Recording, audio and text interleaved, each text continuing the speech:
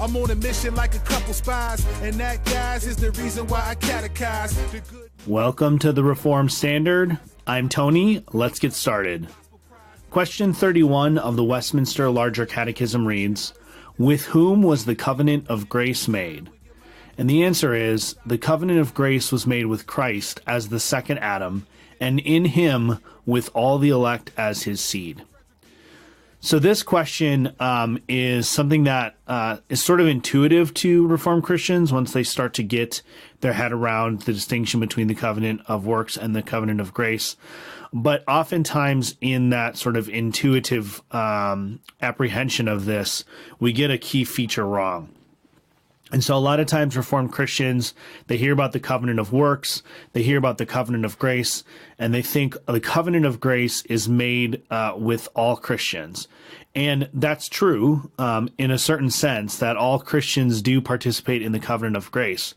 But if you notice there's a certain kind of asymmetry that happens there. We recognize, or we think we recognize, that the covenant of works was made with Adam, and then somehow in union with him we become part of that covenant of works. But we often think about the covenant of grace as though it's made directly with us. And something to note here is that the covenant of grace is made with Christ as the second Adam.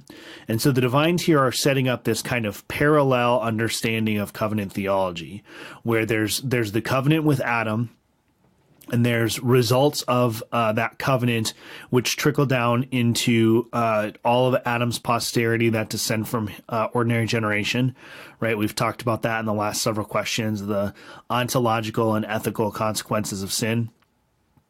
And then we now have this symmetrical understanding that Christ, as the second Adam, is whom the covenant of grace is made with. And so also he now has a seed. And so just as the seed of Adam, or those who are under the federal headship of Adam, are brought into the covenant of works, so also those who are the seed of Christ, or those who are in the federal headship under Christ, are brought into the covenant of grace. And so we have to look at this, and we have to think about the implications of that. Is that predominantly the covenant of grace, it has conditions, it has stipulations, and anytime there are promised blessings, there are at the very least implicit curses for not fulfilling the covenant. Christ is the one who fulfills both the covenant of works on our behalf, and then also the conditions of the covenant of grace. So it's not as though Christ has faith for us, but Christ is the one who makes provision for us to have faith.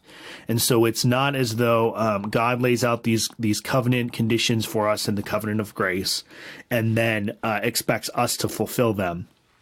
But instead, just as Adam would have had he succeeded in his probation in fulfilling the covenant of works, just as the blessings of the covenant of works would have flowed out to all of his posterity, so also all of the blessings of the covenant of grace flow out from Christ.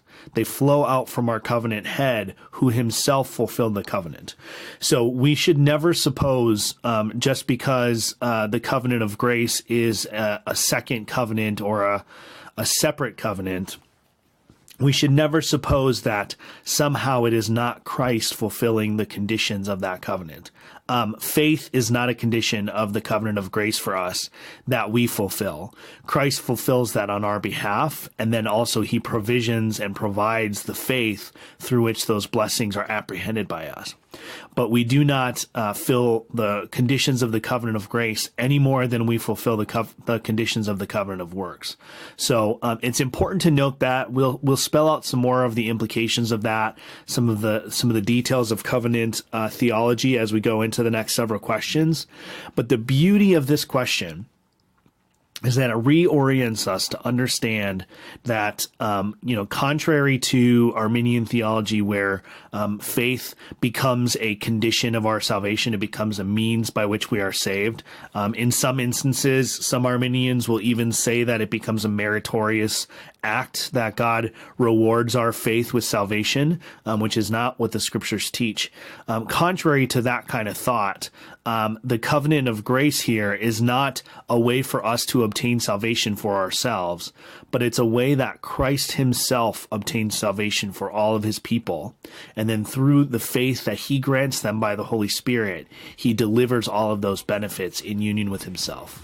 Do you know, if you want, you could know this? The Catechism, hey, the Catechism, hey. Do you know what the chief and the man is? And how the Father, Son, and Spirit do manage? Do you know, if you want, you could know? West Side.